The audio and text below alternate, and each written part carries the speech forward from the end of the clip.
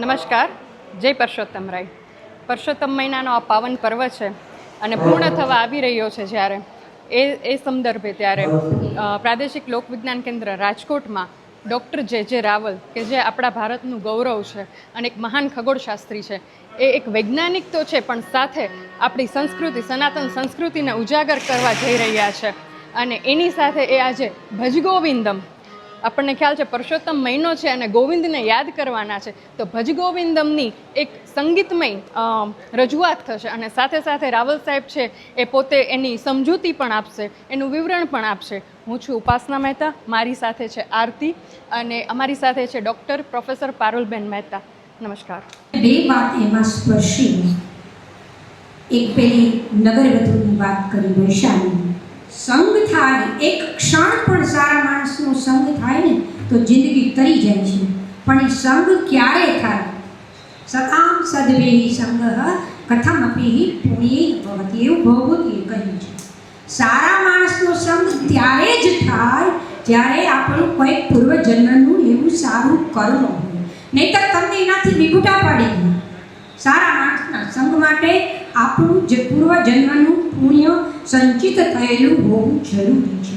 એ પેલી નગરવધુ વૈશાલીની થઈ. શંકરાચાર્યની વાત કરી કે નિસંગત્વે સત્સંગત્વે નિસંગત્વમ નિસંગત્વે નિર્મોહત્વમ, અને એમાંથી મોક્ષ થાય. એક પછી એક ચઢવાના પગથિયા બતાવ્યા કે હવે તમારે શું કરવાનું છે. ચડવું છે કે ગીતાકાર કહે છે કે ઉતરવું છે. સંગાત સંજાયતે કામઃ, કામાત ક્રોધો વિજાયતે, ક્રોધાત ભવતિ सम्मोहात्, सम्मोहात् स्मृति विभ्रम, स्मृति भ्रंशात् वृद्धि बुद्धिनाशो, बुद्धिनाशात् भ्रष्यति. પછી એક પગથિયા બતાવ્યા. ઇન્દ્રિયોના સંગથી કામ થાય, કામથી મોહ થાય, મોહથી ક્રોધ થાય અને એમાંથી ભ્રષ્યતિ. અને છેલ્લે એમાં નૈતરે ભગવાન કહે છે કે નમે ભક્ત, 9મા અધ્યાયનો 31મો શ્લોક છે કે મારી પાસે આવો, ભજ ગોવિંદમ ભજ ગોવિંદમ નમે ભક્ત પ્રણશ્યતિ. ખૂબ સારી વાણીમાં સાહેબે આપણને આજે આનું આચમન કરાવ્યું, પરસોત્તમ માસ. અને એટલા માટે એટલે મેં ઋષિની ઉપમા આપી હતી, અત્યારે હું એને વ્યાસની ઉપમા આપું છું. નમોસ્તુતે વ્યાસ વિશાલ બુદ્ધે પુલ્લાર વિંદાયત પત્ર નેત્ર યેન ત્વયા ભારત તૈલપૂર્ણ પ્રજ્વાલિતો જ્ઞાનમય પ્રદીપ. આ આયોજન કરનારા ડૉક્ટર સાહેબશ્રીઓનો હું આભાર માનું છું. વક્તાશ્રીનો હું આભાર માનું છું. હિમાંશુભાઈ અને એમના પુત્રનો આ તકે ઓર્ગન પ્લેયર અને ભાઈશ્રીનો પણ હું આ તકે આભાર માનું છું. આપ શ્રોતાજનોનો આભાર માનું છું. મારી સાથે મને સહયોગ આપવા માટે શ્રીમતી ઉપાસનાબેન દવે અને મિસ કુમારી આરતીબેન પટેલ, જેણે અમને સાથ આપ્યો, એકદમ પણ હું વિશેષ આ તકે આભાર માનું છું. આપ સૌનો આ તકે ખૂબ ખૂબ આભાર. એમાણી સાહેબને હું માઇક આપું છું. હાર્દિક સ્વાગત કરું છું. આજનો આ કાર્યક્રમ એ વિશિષ્ટ કાર્યક્રમ છે. ડૉક્ટર જે રાવળ વૈજ્ઞાનિક હોવા છતાં આદિ શંકરાચાર્યના એક સંસ્કૃત કાવ્યને લઈને આપણી સાથે વિશેષ કાર્યક્રમ કરી રહ્યા છે. આપણા કાર્યક્રમમાં ધારાસભ્ય શ્રી રમેશભાઈ ટીલાડા પધારવાના છે, પરંતુ એક મિનિસ્ટરની પ્રેસ કોન્ફરન્સ ચાલે છે અને એ થોડી લાંબી સ્પીલ ઓવર થઈ છે, એટલે થોડું વહેલું મોડું થશે. એ દરમિયાન એક આપને સૌને ખ્યાલ હશે કે હમણાં 31 મે જે મન કી બાતનો જે પ્રોગ્રામ પ્રાઇમ મિનિસ્ટર નરેન્દ્રભાઈ મોદીએ આપ્યો, એ ખગોળ વિજ્ઞાનની મહત્ત્વની કામગીરી કરનાર ભારતની સંસ્થાઓમાં આપણી રાજકોટની બિગ બેંગ એસ્ટ્રોનોમી ક્લબને બિરદાવી છે. આ વિડીયો પ્રોગ્રામ તમને બતાવી શકાત, પણ અહીંયા આપણે વ્યવસ્થા નથી કરી, પણ ઓડિયો ક્લિપિંગ તમને સંભળાવું છું. એ પ્રોગ્રામની આખી ક્લિપ દરમિયાન જેટલા ફોટોગ્રાફ બેકગ્રાઉન્ડમાં આપ્યા છે એ આપણી વેબસાઇટમાંથી લઈને આપવામાં આવ્યા છે. એ એક આપણી ઉપલબ્ધિ છે કે ભારત માટેનો પ્રોગ્રામ થતો હોય, વડાપ્રધાન વડાપ્રધાન બિરદાવતા હોય એમાં આપણા જ સાધનો, આપણા જ ફોટોગ્રાફ અને આપણી એક્ટિવિટીને બિરદાવવામાં આવી હોય તો આ એક કદાચ વિરલ પ્રસંગ છે. આપની ક્ષમા ઈચ્છું છું, પણ ઓડિયો ક્લિપિંગ અમારા સંભળાવશું. Thank you. અમે બેઠા હતા અને રાહુલ સાહેબનો કાર્યક્રમ નક્કી થતો હતો. રાહુલ સાહેબ તમે તો ગાઈ શકતા નથી તો બીજી કોણ ગાશે, એટલે તમે એની ચિંતા નહીં કરો, બહુ સરસ રીતે કાર્યક્રમ થવાનો છે. પછી એમની જ્યારે વાત કરતો હતો એટલે એમાં એક વાત બહુ સરસ નીકળી છે. ઘણા બધા લોકોને ખબર છે કે નહીં મને ખ્યાલ નથી, પણ શંકરાચાર્યજીના એક પ્રાતસ્મરામી નામના 3 શ્લોક છે અને જે સંસ્કૃત સાથે બહુ સંકળાયેલા ન હોય એને ખબર નહીં હોય. ઘણા બધા લોકોએ ગાયું છે અને મહાત્મા ગાંધીની જે આશ્રમ ભટનાવલી છે એમાં એ શ્લોક છે. અને ઘણા બધા કુટુંબોમાં અને આશ્રમ શાળાઓમાં અને ગાંધીયન સંસ્થાઓમાં અને વિરાણી હાઈસ્કૂલ જેવી શાળાઓમાં સૌથી પહેલાં શરૂઆત ત્યાંથી થતી હતી. એટલે બધાને વિનંતી છે કે આજે સરસ પ્રસાદ મળ્યા છે, એમાં આ એક જે પ્રાતસ્મરણીય છે એ બધા પોતાના મોબાઈલમાં યુટ્યુબમાં ખોલશો તો એમાં ઘણા બધા લોકોના અવાજે ગાયેલું મળશે.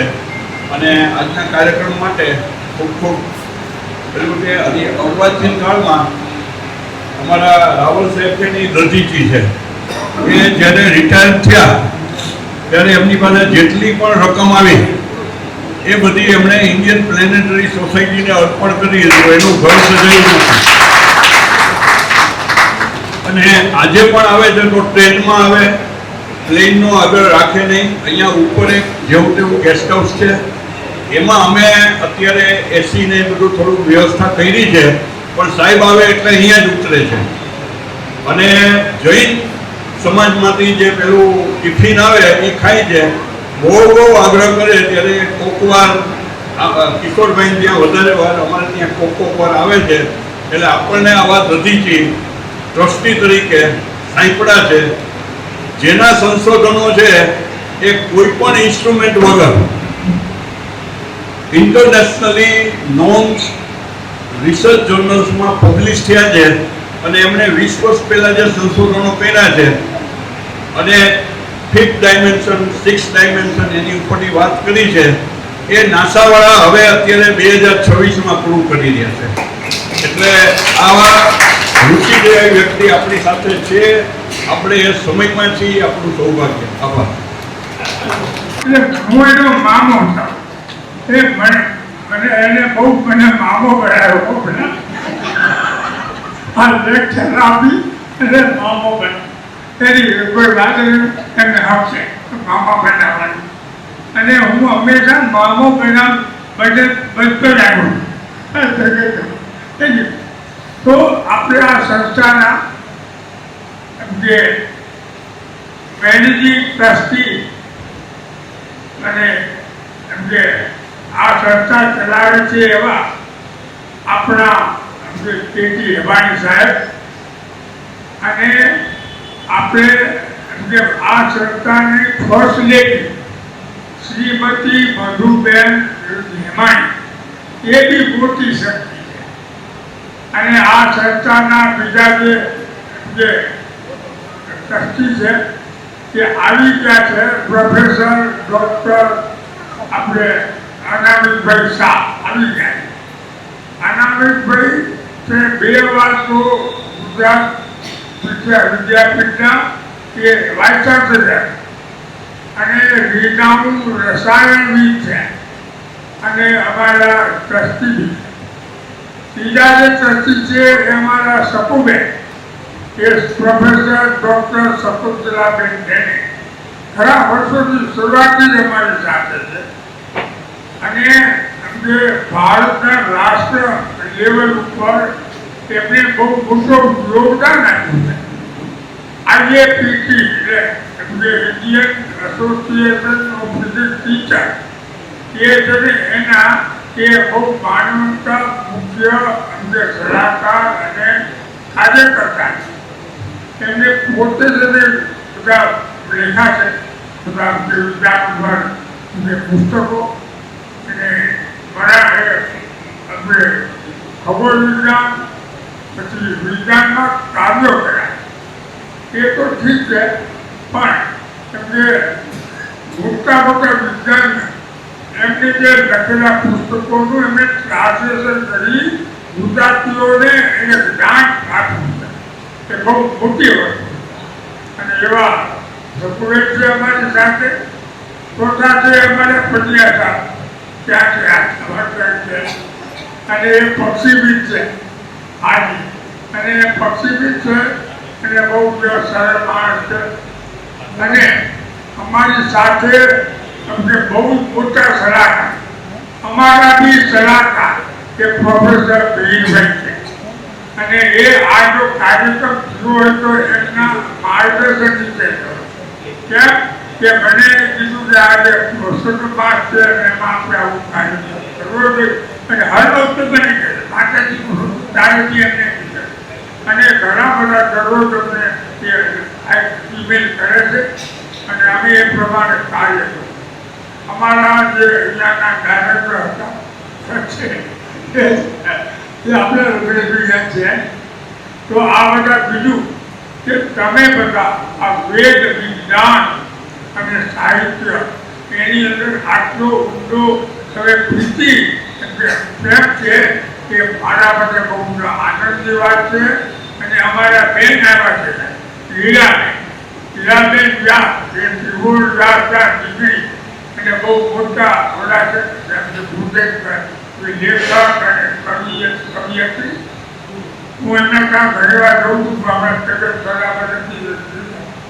તો આપણે હવે છે ને શરૂ કરીએ કે આ ભારતમાં બે મોટા જગતગુરુ છે હકીકત, બાકી બધા સક્સેસ છે. અને એક છે ભગવાન શ્રી કૃષ્ણ, વસુદેવ સુતમ દેવ કંસ ચાણૂર બંદર દેવકી પરમાનંદ કૃષ્ણ વંદે જગત. અને બીજા જે જગતગુરુ છે એ જગતગુરુ શંકરાચાર્ય કાળજીમાં જન્મ, વૃદ્ધ મા બાપને ત્યાં શંકર ભગવાન આશીર્વાદથી એટલે એનું નામ શંકર થયું. અને પછી એ 2 વર્ષના થયા ત્યારે મૃત્યુ થઈ ગયું, એમના મા બાપને એમના મા બાપનું મૃત્યુ થઈ ગયું, એટલે મા બાપની પિતાજીનું નિર્વાણ થઈ ગયું. અને મા અને દીકરો એક જ થયા. હવે દરરોજ સવારમાં જઈને નદીએ નાવા જાય મા દીકરો. અને પછી એક દિવસ શું કર્યું, જ્યારે શંકરાચાર્ય 5 વર્ષના થયા ત્યારે તેને કીધું એના માતાજીને કે માતાજી મારે સંન્યાસી બનવું 5 જ વર્ષ. અને મા બાપ અને દીકરો એક તો એની ઉપર આવું સુધી બધું માનતા હોય, પણ આ તો ભગવાનનો અવતાર હતા એને હું સમજાવી. અને પછી એ ચાલી દીકરા તો આપણે સંન્યાસ એ કેરાલાથી તામિલનાડુ ગયા, તામિલનાડુથી એ કર્ણાટક ગયા, ત્યાંથી મહારાષ્ટ્ર ગયા, અને ત્યાંથી મધ્યપ્રદેશમાં ગયા જ્યાં નર્મદા એનાથી 50 કિલોમીટર દૂર નર્મદા.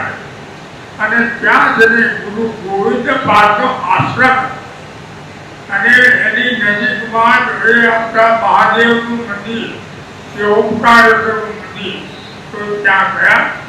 અને ગુરુ તરીકે સાહેબ પછી થયું હતું કે એક દિવસ આપણે ચોમાસું હતું અને ગુરુ ધ્યાનમાં બેઠા હતા. તો આજે જે નર્મદા છે ને એમાં પૂર આવ્યું. હવે પૂર આવ્યું તો ગુરુના પગ ઉધી આવ્યું, પછી લાગ્યું કે ગુરુને થાળી જાય. ત્યારે શંકરાચાર્ય એના કમંડળમાં એ છે ને એ નર્મદાને પૂરી પૂત મારી. અને જ્યારે એમની સમાધિ તૂટી ગુરુની ત્યારે એ નર્મદાને મુક્ત કરી. તમે જો સાંભળો તો નર્મદા આપણા શંકરાચાર્યએ નર્મદા થયું છે, બહુ આગળ થયું છે, જબરદસ્ત.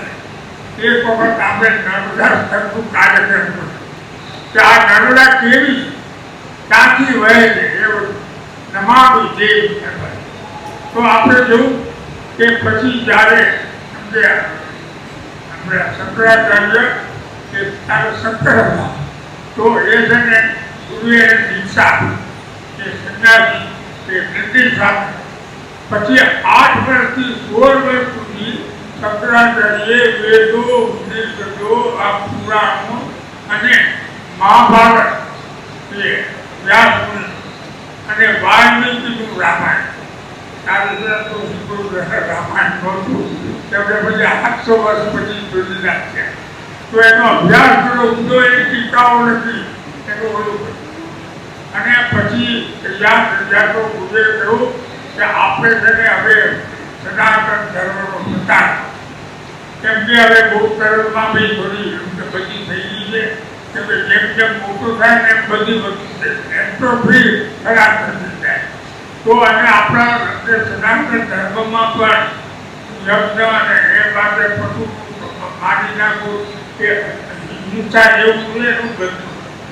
પછી શંકરાચાર્ય ગયા વારાણસી એટલે આપણે જોઈએ કે કાશી એનું એક બીજું નામ બી છે વારાણસી.